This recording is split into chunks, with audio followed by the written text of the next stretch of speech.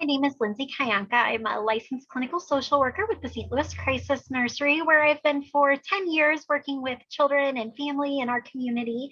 And I'm excited to share with you today about a trauma-informed approach to managing challenging behaviors in children. So this is something that obviously we see quite a bit at the crisis nursery. A lot of behaviors that are related to traumatic experiences that our little ones have had in the past and that we're really starting to see come out. And so at the nursery, we do a lot of training with our team members, both when they first join our team and then on an ongoing basis. And so today we have a really condensed down version of some of that training. And my hope is really that regardless of what your role is, whether you're working with really young children, with school age children, teenagers, whether you're in more of a caretaking environment or a school environment, or even in your own home, that you can find some tidbits in here that will help you as you're working with kids and help you with managing some of those behaviors. So we're going to go through a couple of different things today. We're going to be looking a little bit at some of the root causes of behaviors in children that have experienced trauma. And then we're going to be looking at some approaches that we can take from that trauma-informed lens, really thinking about how we can make sure that we're creating environments that feel really safe and secure for our little ones and that set us up for success. And then also looking at how do we intervene when we are seeing some of those challenging behaviors coming out. What can we do as providers to help address that situation, to help diffuse that situation, and help that become a learning experience for our kids that we're working with? So to start with, I want to give you a little bit of a context for the nursery, kind of where I'm coming from. So the St. Louis Crisis Nursery, we have been around for 35 years now in the community, working with vulnerable kids and families. And in that time, we've served over 125,000 children through our respite care program. And so we do have two main programs. I'm just going to go through really quickly again, because I think it gives some context to a lot of the things that we'll be talking about today. So first is that emergency crisis care program. I put two of our St. Charles County nurseries on this slide. So we've got our Wentzville nursery at the top and then our St. Charles County one at the bottom. But basically the nursery is a 24-hour environment that families can reach out to whenever there's a crisis. We serve children between the ages of 0 and 12. A majority of children that we see are ages 6 and under, but we certainly get those older children as well, all the way on up to age 12. And kids stay with us anywhere from a few hours to a few days. Our average tends to be between 48 and 72 hours. And as you can imagine, because a lot of our kids are coming out of a really stressful situation and a lot of them have had some pretty scary things go on in their lives, we can see a lot of behaviors coming out that are really trauma related at the crisis nursery. While our kids are with us, in addition to having our incredible staff that is spending time with them, providing that nurturing care, playing, doing activities, we also have a number of services that we provide to the parents, including crisis intervention. We do medical exams with our little ones, developmental assessments, and then we also have our art and play therapists that are available to work with our kids too, again, to really focus on lessening that impact of trauma and increasing resiliency. We also have our family empowerment program, and that's kind of that second piece to our program. So after kids have been in care, that's really kind of that step of helping to stabilize the family. So we have master's level social workers and counselors that can work with each family on an individualized plan to address their most pressing needs, to help with stabilization, help with making sure that their kids have exactly what they need to thrive. So that's kind of the overall of what the nursery is. And so now we're going to dive into really looking at some of those root causes of challenging behaviors. Especially when we're talking about trauma. So again, from the perspective of the nursery, so many of the children that come into our care have been exposed to a number of different potentially traumatic events. So when we talk about trauma at the nursery, we're talking about any event that overwhelms an individual's ability to cope with it. And we know that that's a really individualized definition of trauma, but we think that's so important because what we know is that something that may be really difficult for one child, that child's having a really traumatic response to and has a difficult time moving forward from, may not be as difficult for the next child. And so we know that there are a range of things that kids can be exposed to that can be really traumatic for them. Among those, living in high poverty, having an inconsistent caregiving environment. So when kids are kind of shuffled around place to place a lot, there's not a lot of consistency in where they're staying or where they're sleeping. We know that being exposed to family violence, community violence, having scary medical procedures, being involved in a car accident, for some of our older kids experiencing bullying. There are so many things that can be potentially traumatic for kids. And what research has shown us over and over again is that it's a pretty high percentage of our population that has been exposed to at least one or more traumas by the time they're age 18. And for the kids that we see at the nursery, it's really, really a much higher percentage. We would say it's probably around 100%. And for a lot of our kids, it's not just one traumatic thing they've been exposed to, but it's multiple things over time. And so what we know is that this can have a really significant impact on kids as they're growing and developing from a lot of different perspectives. And again, I like to really point out that there are so many protective factors that can be in place for families that mean that even when kids have experienced challenging things, we know that they have the potential to move forward from that, and that there are a lot of things that parents can do to support them through that too. So to start with, just even looking at the physical impacts of trauma on children. So most of you that have had trauma training have heard about this piece, this overactive stress response system. So this is where, excuse me, our bodies are designed in this incredible way that whenever we're presented with a life-threatening stressor, we go straight into action mode. So all of our body's resources go towards empowering us for this fight, flight, or freeze response. And it's really incredible because the blood flow, and they've seen this with brain scans, the blood flow to the front part of our brain, that prefrontal cortex where we do a lot of our problem solving, our decision making, that blood flow is actually effectively like cut off to that piece of our brain.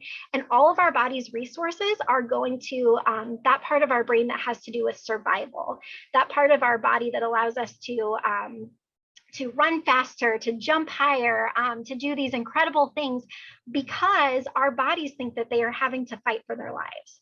And so what can happen for kids that have been through really chronic traumatic stress is that this system can get kicked into overdrive. And so instead of having this really incredible response whenever we're faced with danger, kids are having this response anytime that they're faced with the smallest stressor. So that can be something like sitting in math class and having a hard time with the math problem and starting to feel a little bit stressed about that. For our littler ones, it can look like somebody taking away a car that they wanted to play with. It can be really tiny stressors or seemingly tiny stressors, but they send that body's stress response into overdrive. And so we can see kids reacting in what can appear to be really extreme ways to seemingly minor stressors. The other piece is that we actually see changes in the physical development of the brain. So what we know is that between the ages of 0 and 5, the brain actually triples in size, which is absolutely incredible when you think about all of that growth and development that is happening. And the way that the brain is building during that time is it has to do with all of these little connections that are being formed between the different neurons and the synapses. And so what happens is the parts of the brain that are used the most are the parts of the brain that start to grow. And particularly in early childhood, when there's so much development happening, when kids are so focused on survival all the time and they're in that stress response place all of the time, they actually aren't building as much brain matter and some of those parts of the brain that have to do with like emotional regulation and social skills and problem solving and decision making.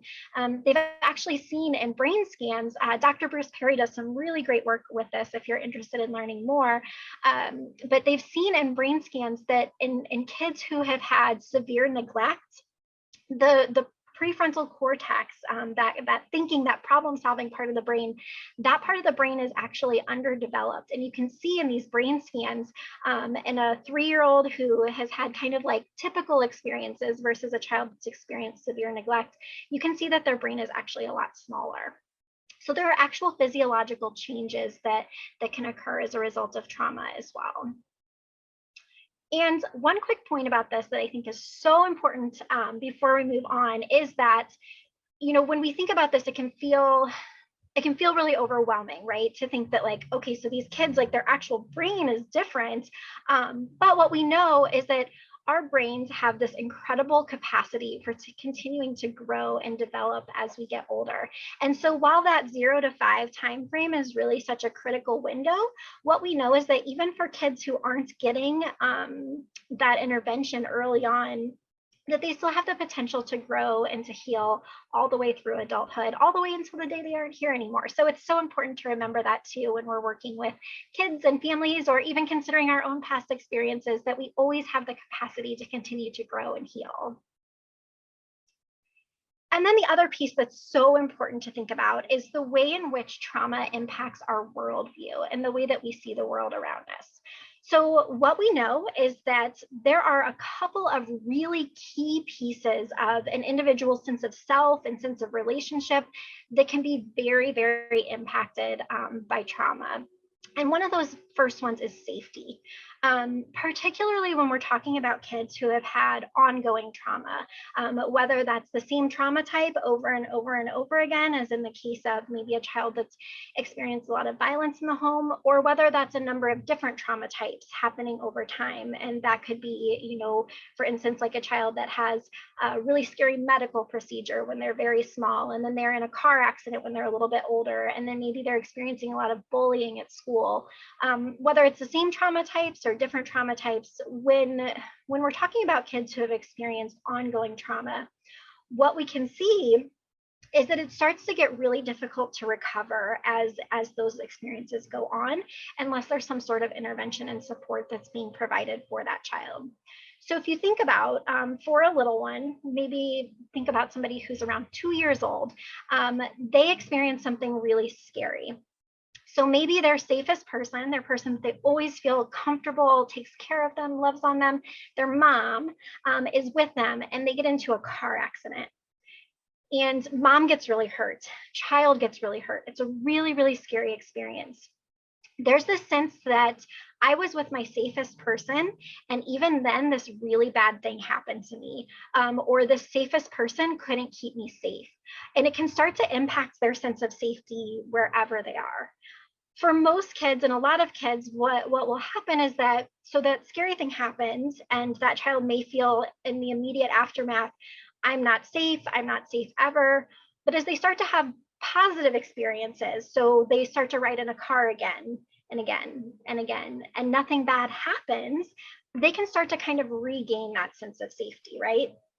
So they can start to kind of rebuild that. But what can happen when there's chronic and ongoing trauma is that just as soon as a child starts to feel safe again, or they start to build that up, something else really scary happens. And it reinforces that idea that nobody can keep me safe, that the worst thing is going to happen just any moment. I need to be ready because the worst thing can happen. And the more traumatic experiences that a child has without having support and intervention, the more that it can really solidify this idea that I'm not safe anywhere. The other thing that happens is that kids can really start to struggle with trust. So a lot of times when we're talking about traumatic experiences, they can happen in the context of relationships that maybe a child felt was safe previously. And so there starts to be this breach of trust between not only the child and that specific adult, but the child and adults in general. So there starts to be this sense that nobody else is looking out for me. The world's not safe.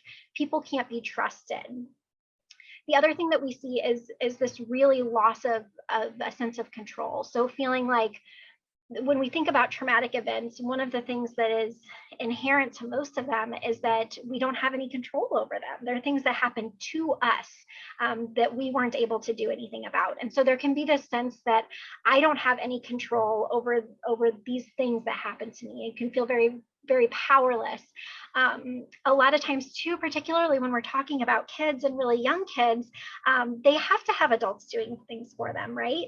But there can start to be this sense that I'm never consulted. Things are always happening to me or for me, and never with me. I don't have any power.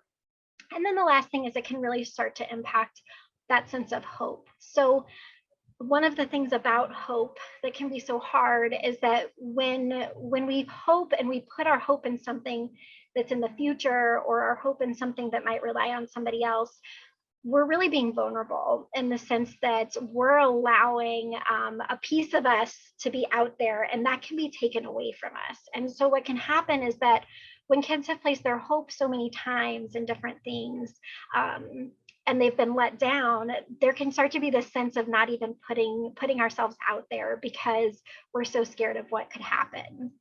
So those are some of the really important things to remember when we're thinking about the behaviors that we see with kids who have experienced trauma, and we're thinking about some of the challenges of those behaviors.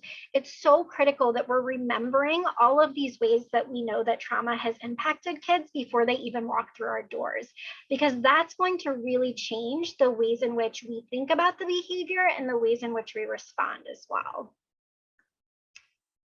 So I want to go through some of the common, like, quote unquote symptoms of traumatic stress in kids, and some of the manifestations that we can see really commonly. So it's important to remember for each of these things, these tend to be some of the most common ones. There are certainly others that we can see.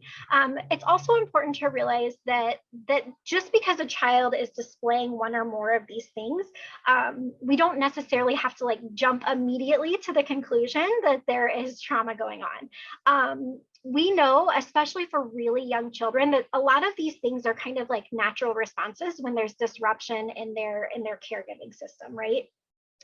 Even if it doesn't rise to the level of like trauma per se, a lot of these can be just kind of evidence that there's something going on, right? The other thing to keep in mind is that some of these things are just like really normal for different stages of development, right? So when you think about difficulty separating from caregivers, like that's really typical for very young kids. When you're talking about toddlers, there are different spots that they'll hit where that becomes really difficult for a while, and that's typical. But what we're thinking about here is we want to think about two different things. One, is it developmentally appropriate for the child's age? So while we would expect that from a really young child, we maybe wouldn't expect that from like an 8-year-old who's getting dropped off at softball practice. And so if that was going on an ongoing basis for that 8-year-old, we would say, yikes, that's not really developmentally appropriate. It might want to raise a red flag for us that something else could be going on that's causing that child some distress. The other piece is, even if it is a really developmentally appropriate behavior, if it's rising to the point that it's disrupting daily life, that starts to get concerning. So one of the examples I always think of with this is like impulsive and aggressive behavior. So most 2-year-olds are a little bit impulsive and aggressive, right? You put a whole bunch of 2-year-olds in a room, like somebody's probably going to take somebody else's toy, somebody's probably going to be hitting somebody else at some point. Like that's a piece of that age. Of course, as the caregivers, we're correcting that behavior, we're helping kids to develop those appropriate social skills, but we wouldn't necessarily be alarmed if we saw that from a 2-year-old child. However, if we had a 2-year-old child who was so aggressive with the other children that they were having to be removed from daycare, that their parent was being disinvited from family functions because other family members didn't want the 2-year-old there, things like that, that would tell us like, yes, maybe it's a developmentally appropriate behavior for occasional hitting or aggression, but if it's going on so often that it's becoming disruptive, that's something we're concerned about. So a lot of these things on here are things that we see quite a bit at the crisis nursery. So first of all, we see some of it just from like typical developmental stages that kids are at, but we also see a lot of it related especially for some of our kids that have experienced like ongoing homelessness, for some of our kids too who have experienced a lot of domestic violence in the home. We will particularly see these with the nursery, because we are offering care for days on end. We're really getting to see kids over the course of time. So we tend to see a lot of these issues around sleeping. We start to see a lot of issues around somatic complaints. And when we talk about somatic complaints, we're talking about like physical aches and pains. So it can be really it can be our tendency to kind of dismiss a child when they are coming up all the time and saying like, oh, you know, my elbow hurts, or my knee hurts, or my tummy hurts, or my head hurts.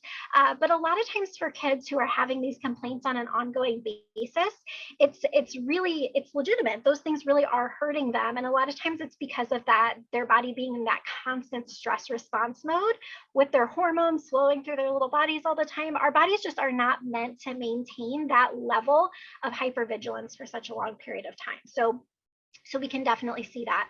So again, these are, I don't want to spend too much time on this, but these are some of the things that we can definitely see in our little ones. Oh, difficulty concentrating. I'm going to throw that one out there too. For us, what this looks like a lot for our littler ones is kids that can't play with any one toy for a period of time. So they're going over and they're dumping out all of the cars, and then they start to play with a car, and then they're not doing that anymore, and they're over by the Barbie dolls and they're pulling those out, and then they're running over to the play food. And it's not as much about curiosity and looking to see what's in there, but it's just not being able to stay and play in any one space for too long. So that's something that we definitely see a lot too.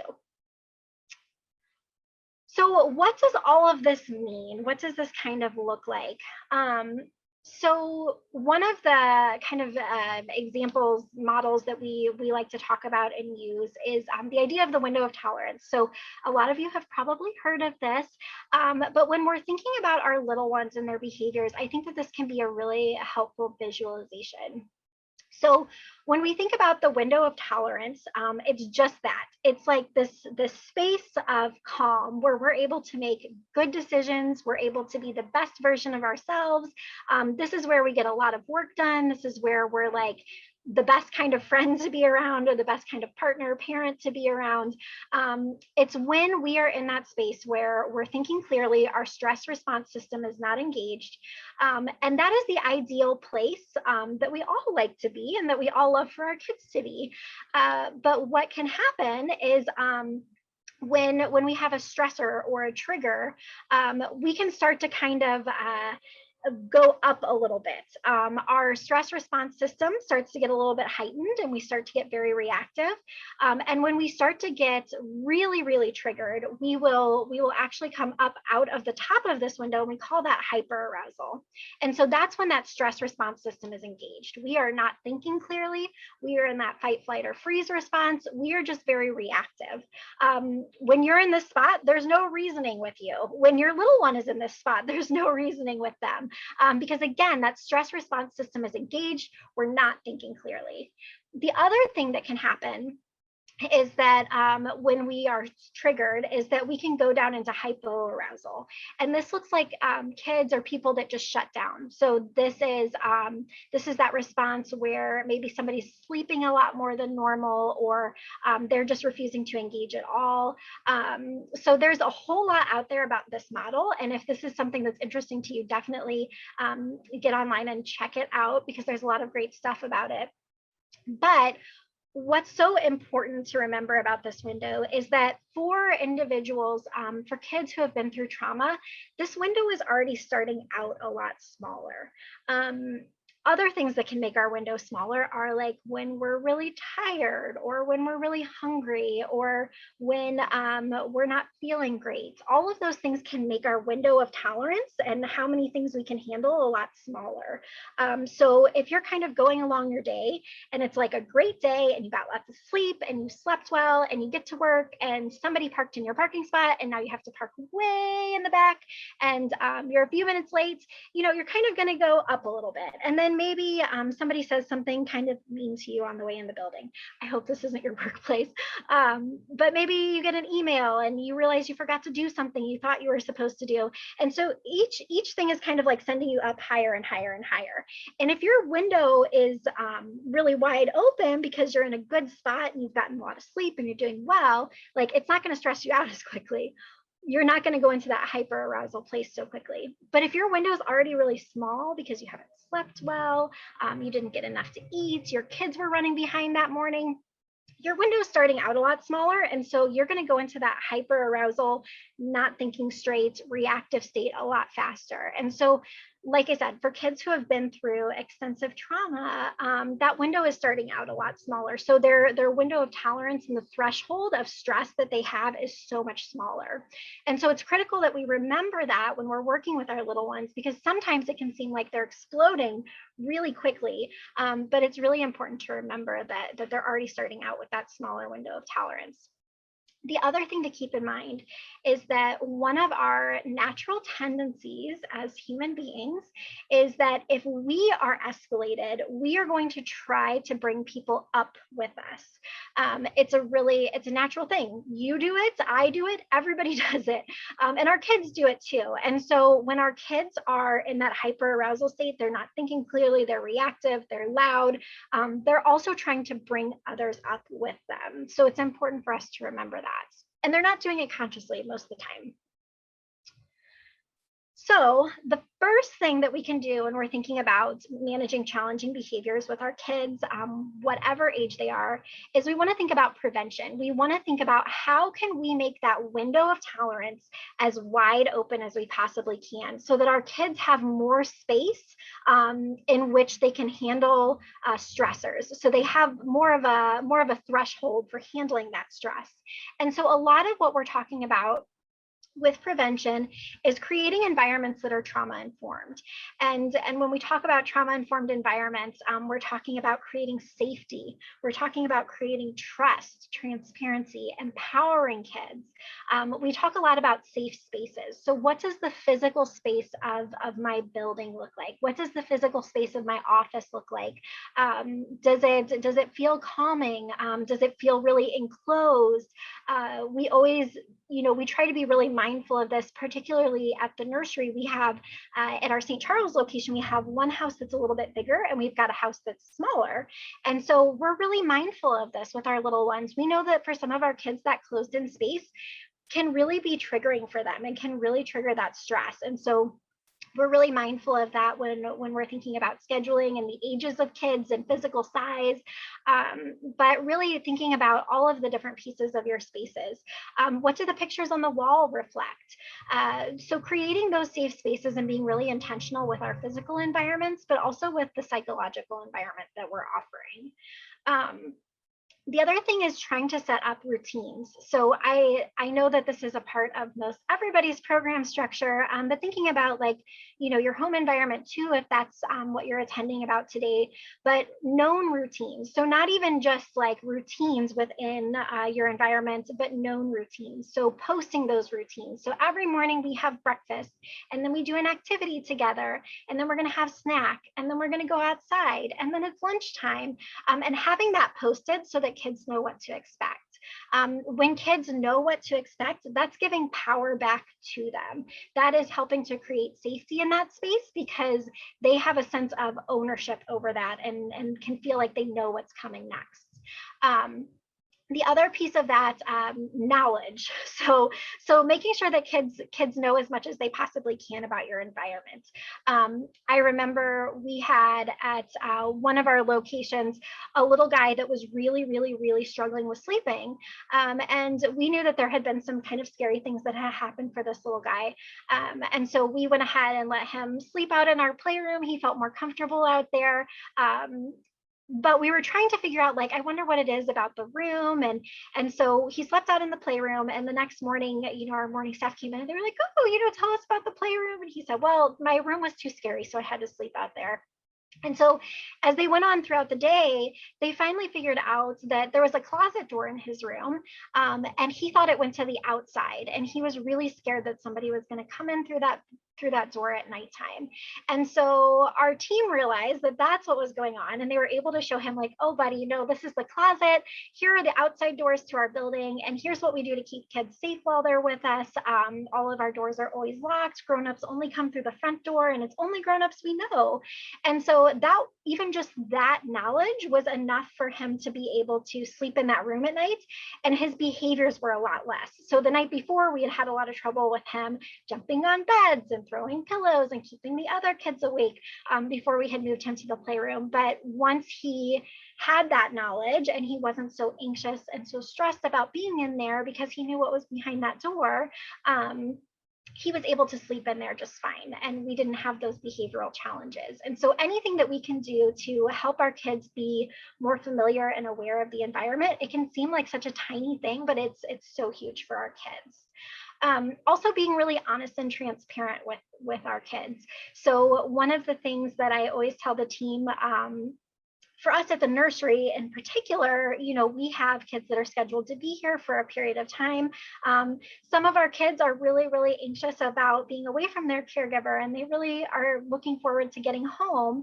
And so they will ask a lot about, when am I going home? When am I going home? And if we say, oh, you're going home at 3 o'clock, and then mom calls and she needs to extend that out until 6 because something else is going on, we can run into that little one being really, really upset. And, it's not mom they're upset with. It's, of course, our team, because we're the ones who told them that time. So we try to be really transparent with our kids. And for instance, one of our favorite things at the nursery to say is, kids don't live here. Nobody stays here forever. And kind of helping to reassure them of that, but not promising things that we can't follow through on, because when we're talking about kids who have been through trauma, so often they have had trust broken over and over again. And so we have to be so mindful that we aren't doing anything that's going to set up a situation where we're having to break that trust, or we're having to kind of go back on something that we said. So being as honest and transparent with our little ones as we can be. And then recognizing and seeing, so validating. We talk so much about feelings and emotions at the nursery. I know so many of you at your agencies do a lot of that as well. So it's so critical to not only see kids and notice the things that they're doing, but to point that out to them. So noticing out loud. We do a lot of narrating play at the nursery. Oh, I see that you're playing with the trains. It looks like that train's going so fast. Or I love the way that you match those blocks up. That's so creative. Just anything that we can do to notice and see our kids. Because so often a piece of that that worldview and that impact for kids who have experienced trauma is this idea that I'm not seen and I'm not known, and nobody cares about my opinions and how I'm feeling about things. So when we can really intervene and see and validate the things that our kids are experiencing, that can be so life-changing. And then, of course, offering lots of choices. This is a way that we can give power back to kids. When we're talking about young kids, we don't want to offer too many choices because that can get overwhelming. There's actually been a lot of research that's been done around choices in kids. And what we know is that 2 is usually pretty good. 2 choices is pretty good until kids are a little bit older. And even once they start to get in that like 7, 8, 9, 10 age range, like, you probably don't want to go much more than 3 because then it starts to get overwhelming for kids, but definitely offering choices about whatever you can. So kids don't have a lot of power over things a lot of the times. They're being told where they have to go. A lot of times they're being told they have to engage with our agencies, and they may not want to. It may not be what they're wanting to do at all. And so anywhere that we can give choice is huge, even if it's as simple as, do you want water or milk? For our little ones, we like to do like, do you want to walk to the bedrooms like an elephant or like an alligator? So anything that you can think of to make choices is really, really big. And again, a lot of these things on this page, when we're talking prevention, can feel so tiny and so basic, but it makes all of the difference. And I can tell you that from seeing our team on shift, and when we've got new team members and they're still struggling with some of these things, it can be a little bit tougher. But when we've got our staff and they're in the groove and they're doing these things really consistently, we see that it's so it makes a big difference for our little ones. And so it's critical to work on these pieces. So then what do we do when we get to the point where maybe we have done all of the preventative things that we possibly can? So we have made our space as inviting as we can. We've set up routines that our kids know about. We've made sure that we communicated as much as we could about the day to them. We're giving them choices. What we know is that we can be doing all of those things right, and we're still going to have kids that get triggered sometimes and are really, really overwhelmed. We're going to have those kids that have those stressors hit, and it's going to send them up straight out of their window, and they are in that spot where they're in a complete a complete like dysregulated state, and that can feel a little bit overwhelming. And so it's really critical to remember a couple of things when we're in that spot. We think first about safety, right? All of us, that is our number one focus, making sure that that little one is staying safe. And I say little one, but again, when we're doing this at the nursery, we're talking kids all the way up to 12, and some of those kids are a lot bigger than me. But we're wanting to make sure that the environment immediately around them is safe. So it's not, at least for us, typically a good idea to try to move kids. The best thing to do is to move others out of the way. So making sure that if there's any other children around or extra adults, kind of moving them out of the room. Hopefully you can get kids into a different room, but moving out any non-essential people, because the more people that are in there, the more that it can escalate really quickly. And then wanting to make sure, of course, that there's nothing close by that that child's going to hurt themselves with.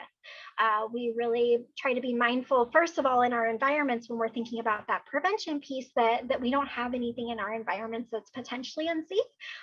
But also, thinking about if we've got a little one that's really feeling out of control, moving any big furniture out of the way so we're not throwing anything like that. But doing what we can to kind of secure that environment. And then being so mindful of our own posture and our own body language. So what we know is that what happens when we become stressed is that our bodies also go into this action mode, right? So it's so critical that we're doing our own work, and that we are aware of our own bodies and our own cues, and that we are making a conscious decision in those moments when we have a child who's really dysregulated. We're making a conscious decision within ourselves to step back and to remain calm. This is where mantras can be really helpful. We have, I think I've got some of this. Yeah, it's on the next page. But we do a lot of mantras at the nursery, and these can be things as simple as, one of my favorite ones is, I had a professor once that talked about, I am the rock and they are the waves. Just kind of thinking about when situations can feel really overwhelming around us, I am the rock, and whether or not things get a little bit crazy around me, I can remain calm in this situation. So whatever your mantra is that helps you to remain calm, I can be okay. I can be okay. I know I have another team member that has told me that that's what they like to say to themselves. Whatever you need to do to remind yourself, though, to stay centered and to stay calm. It's important to make that conscious effort, because otherwise our bodies will naturally go into a very defensive posture. And particularly when you're talking about kids, we are already taller than them. And so we can already feel really aggressive to them, even when we aren't being aggressive. One of the other things that we know is that for kids who have been through trauma and have been very reactive with some of the traumatic stress responses, is that they will actually perceive danger cues when there aren't any. So they are more apt to see somebody as dangerous or threatening, or sometimes the opposite can be true, where they have like no sense of danger cues. But when we have kids that are really escalated, we can definitely run that risk of appearing very threatening and overwhelming. So we want to be really mindful of our body language. If you can be down on their level, but back a ways, that's really positive. Not standing with your arms crossed, not leaning over, but just trying to maintain a really neutral body language. Also really focusing on your voice and your tone. So it can be, again, it's definitely a tendency. If you've got somebody who's loud, it is our tendency, our natural tendency is going to be to raise our voice level to match that. And so we have to be intentionally mindful to keep our voices calm and quiet and slow. And that can be really tough to do, especially if you're somebody like me that tends to talk fast all of the time anyway. That is going to be our natural tendency when things are escalated and stressful. So we have to be very mindful that we are bringing that down, because what will happen is when you've got a little one who's up out of their window, they're in that hyperarousal state.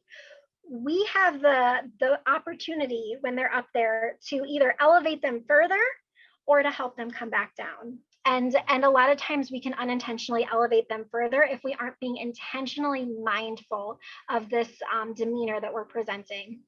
And what's really cool is that we as humans, we will co-regulate with each other, and especially kids will co-regulate with the adult that's near them. So if you are regulated and you're able to maintain that calm, that child is going to come back down a lot faster than if you are getting stressed, and kids will pick up on that.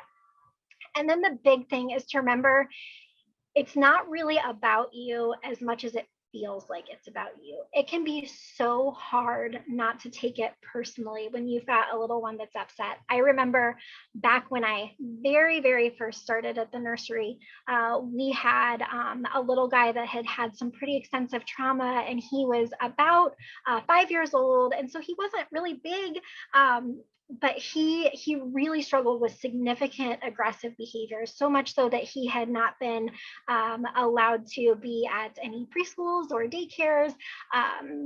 There was a lot going on for his family. They weren't able to stay with family members anymore because his behaviors were so intense. And I remember on one shift, he was so angry and he was so upset, and it was really difficult not to take that personally, when I had been trying the whole shift, working so hard to create an environment that was really warm and inviting. And I remember him coming and being really aggressive with me, and it was my first time ever having a child be like extremely aggressive with me, and it was really upsetting. It was a newer team member. Luckily we had another team member that was a veteran staff who came over and kind of relieved me for a little bit, and I was able to decompress and debrief afterwards about, you know, what had happened leading up to it, how could we have avoided it next time. But some of it too was just recognizing that sometimes our little ones, they're getting really escalated, and there's so much that's gone on for them, and so us being that safe place, even though for me in that moment I was so upset that I couldn't calm him down faster, what my team helped me to see was that by me just being calm and being there with him in that moment and being a safe person, that was so helpful, and that was a healing interaction. And my other team member stepped in, and we were able to get the situation de-escalated and get him involved in some other activities eventually too.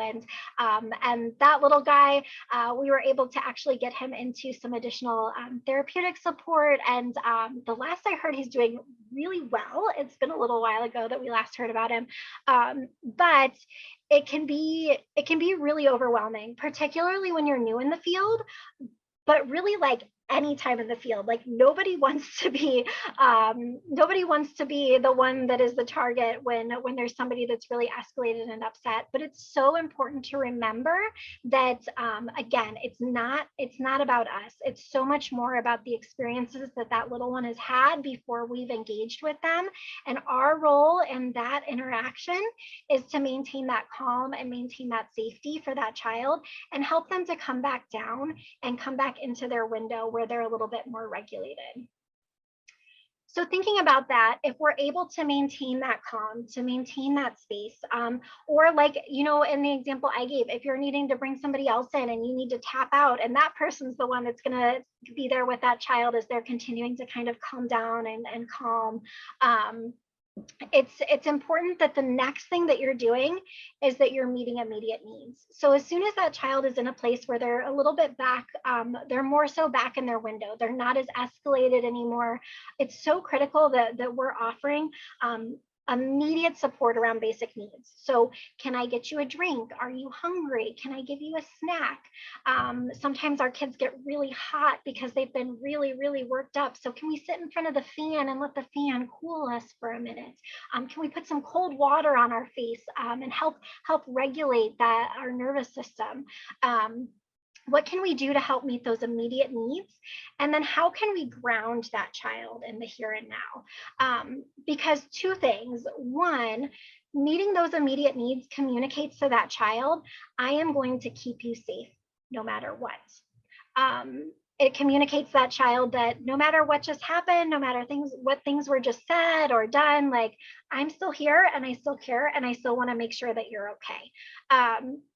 And then engaging in those grounding activities. So what we know about trauma is that traumatic memories are actually stored in a different part of the brain from like quote unquote typical memories, and they're very sensory related.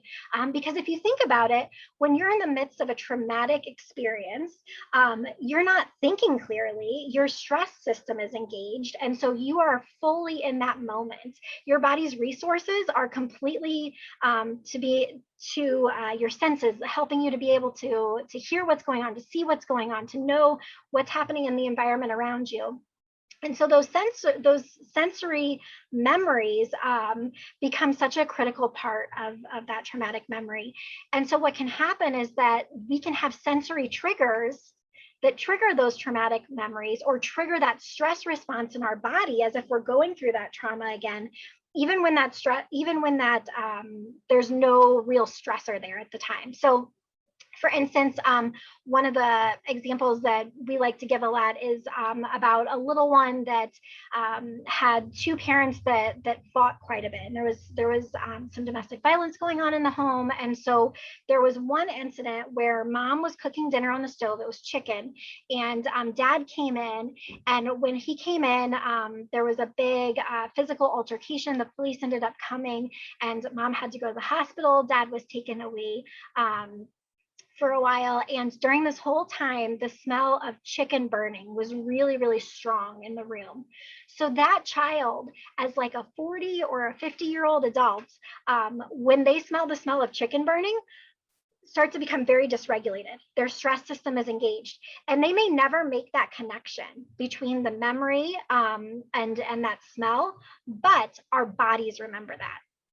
And so when we think about engaging kids in grounding activities, we think about how can we engage their senses and bring them back to the here and now, keep them present here. So once we've got kids that are kind of starting to come down, that stress response system is starting to kind of disengage, thinking about how can we engage them in some of these grounding activities. So thinking about, for smaller kids, rocking, padding, rhythmic activities, breathing activities. This is where it's really good if you've been working with kids on belly breathing, and helping them to do that.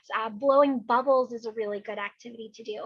And then also any kind of sensory things. So Play-Doh, water play. I remember we had an 8-year-old at the nursery who was there quite a bit when I was an intake counselor, and he struggled with really aggressive and impulsive behaviors, and it could be really difficult sometimes to know what was going to trigger it. There were some things we knew that triggered it, so we were really mindful about preparing him when we were going to have some of those transitions and things like that, but sometimes there were things that would just trigger it and we didn't know what it was. But one of the things that was so soothing for him was getting to go in the bathtub and take a bath with the bubbles. And it might sound silly, but the smell of the bubbles, the feel of the water, the sound of the water splashing, all of those things helped to ground him. And we would do like 2 baths a night for him sometimes. But he would drain out the water and he'd say, I want to stay in here longer. And so we'd run the bath for him again, and he would spend more time in there, of course, supervised safely. But it was, for him, that was something that helped to settle him. It helped to ground him in the present and keep him engaged in the here and now, so that he wasn't, that stress system wasn't so engaged around some of those trauma triggers. But we have always a lot of water play that we do at the nursery. If you ever come by in the summer, we are often outside. A lot of Play-Doh, a lot of kinetic sand, all of that great stuff is so good for helping kids to be engaged in the here and the now and helping to ground them in their presence.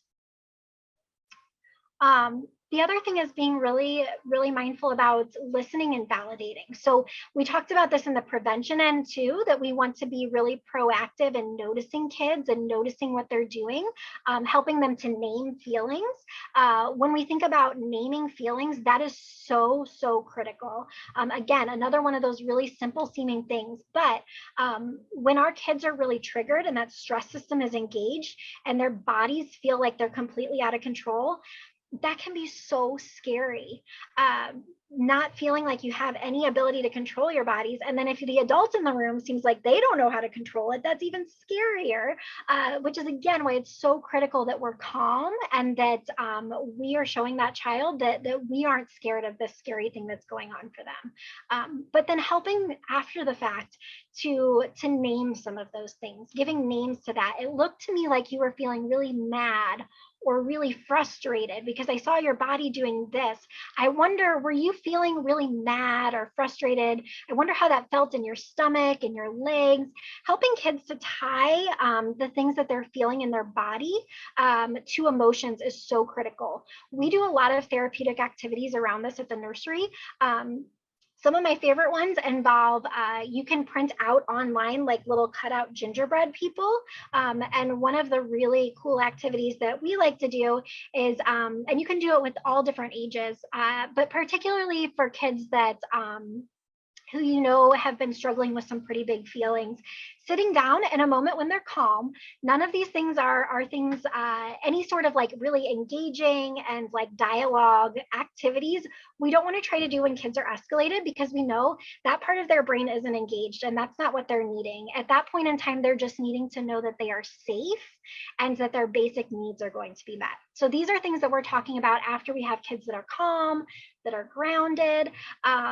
We can go back and do some of these things, but you can get these little gingerbread cutouts and you have kids pick out like 4 different colors, like favorite colors. You could do like whatever colors they want to pick, and they can pick 4 different emotions for each of those colors. If you've got older kids, they may want to do even more. But then after they've picked a color for each emotion and you've made a key with them, they take those colors and they color it on the part of the body where they feel that. And this has been something that has been so powerful for so many of the little ones that I've worked with. I know I always remember this one little guy who we did this activity and he picked red for angry and he drew it all over the feet and he scribbled all over the feet. And I said, wow, so when you're angry, you feel it in your feet. And he said, yes, I just want to run and I just want to kick things. And that was so insightful because this was one of our little guys that when he would get overwhelmed, he would start taking off trying to get to the door. And so for us, we were able to help name that. So when you're starting to get worried and upset and something happens, you start feeling angry, you feel it in your legs and you want to run. What are some other things we could do with your legs when you're angry that'll help you get that energy out, that's going to be safe, and you're able to kind of walk through that? And so for him, we were able to find some things that we could do that were really active, and those were things that were really helpful. And so that does 2 things. One, it's helping that child to identify the feelings so that they can, you can help them to come up with an intervention when that thing is going on that's going to help them manage that behavior, or manage that rather feeling in a way that's healthy and safe.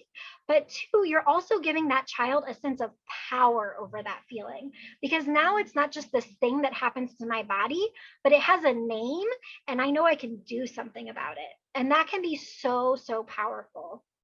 Another thing that we use those little gingerbread figures for is we'll have kids pick out, particularly for some of our older kids, one of the things that we'll run into a lot is that kids will they'll be having such a fun time at the nursery.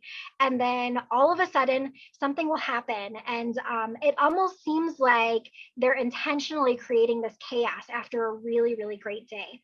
And what we see happen a lot of times is that kids will be having so much fun, but they'll have so much guilt. I remember a 10-year-old I was working with who we were kind of seeing this pattern with, and we sat down and we had them pick out different colors for different feelings again. But instead of drawing on their body where they felt that, we had them color in the part of the amount of their body that felt that. So like, for mad, this child had like mad on just like a little part of an arm. It was just like a little bit of it. And then for part of the body, they had colored in sad. And then they had a huge part that was happy. And then they're equal to the happy part was a part that was worried. And so we said, okay, so tell me more about this. It looks like you're feeling a lot of different things in your body right now. And you know what? That's really normal.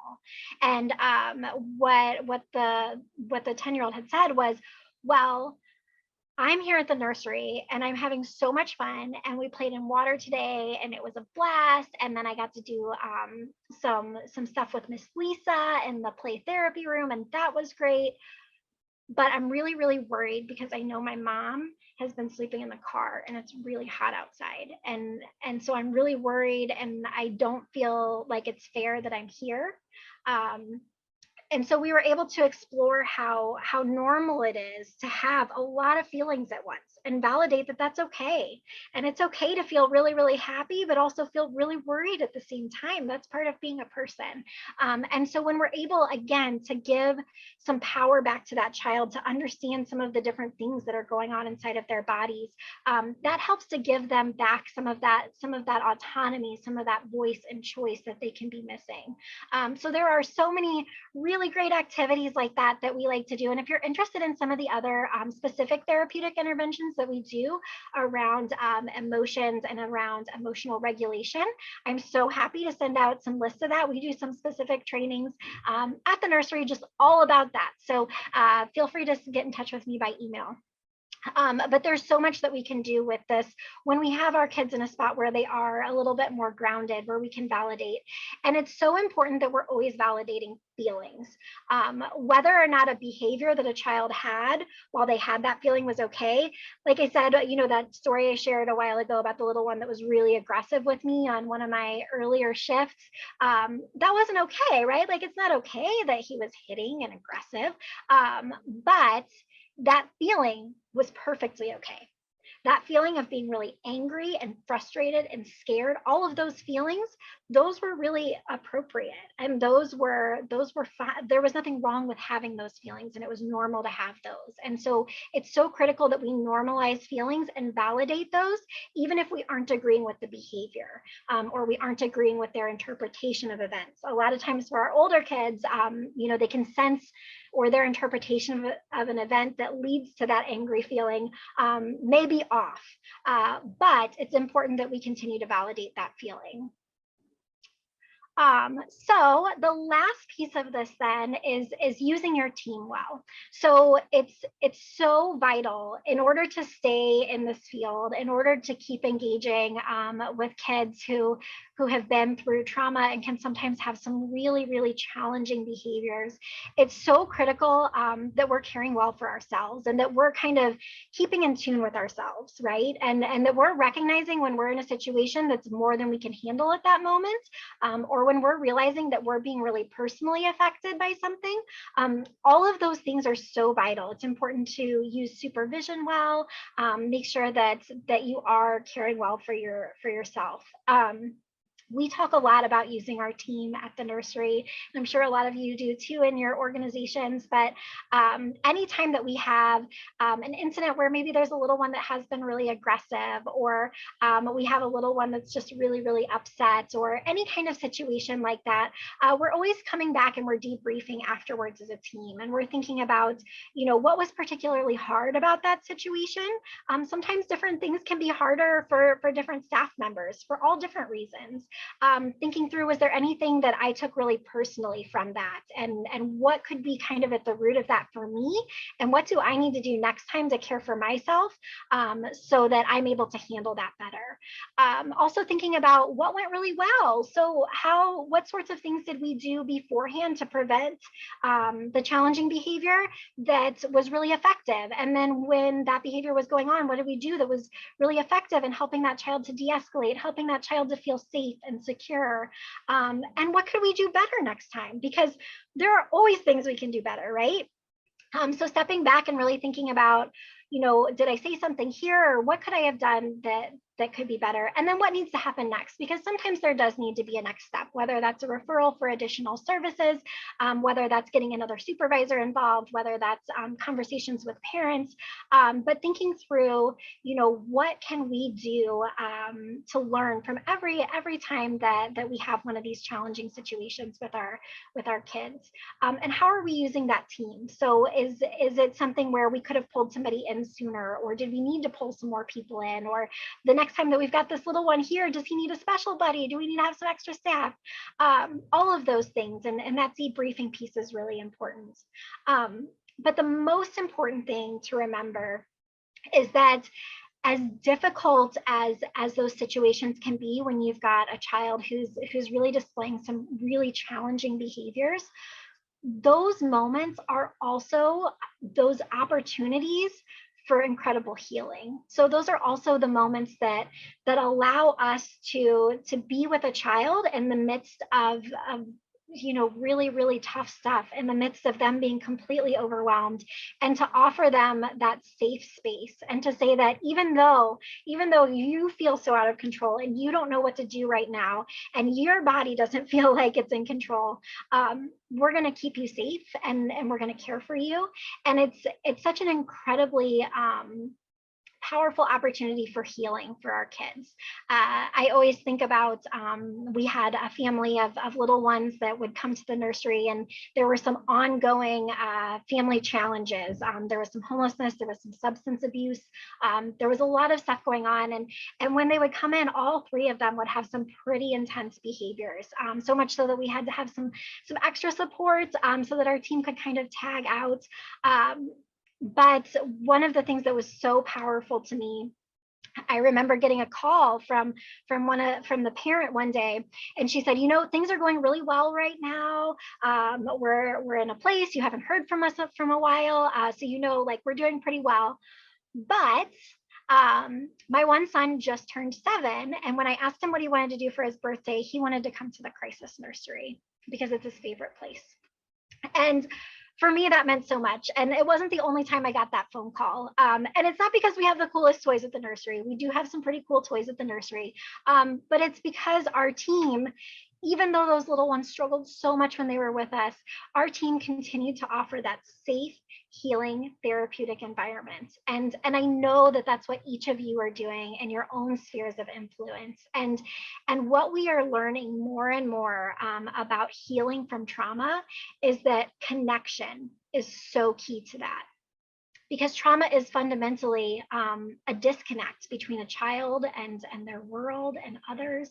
And so when we're able to offer that connection in the moments that can be scariest for our little ones, it's such a profound opportunity for healing. And so I hope that the next time that you're in a situation that's really tough with a little one, that you're able to embrace that and remember just what an opportunity it is that you have, and that you're able to maybe use something from today as a reminder, as something that can be helpful for you. And if you have any questions, if you want to do a little bit of a deeper dive, anything like that, feel free to reach out. My email is on here, and I am available anytime. So thank you for staying with me. I know an hour on Zoom is a long time, so thank you for being a part of this, and hope to hear from you.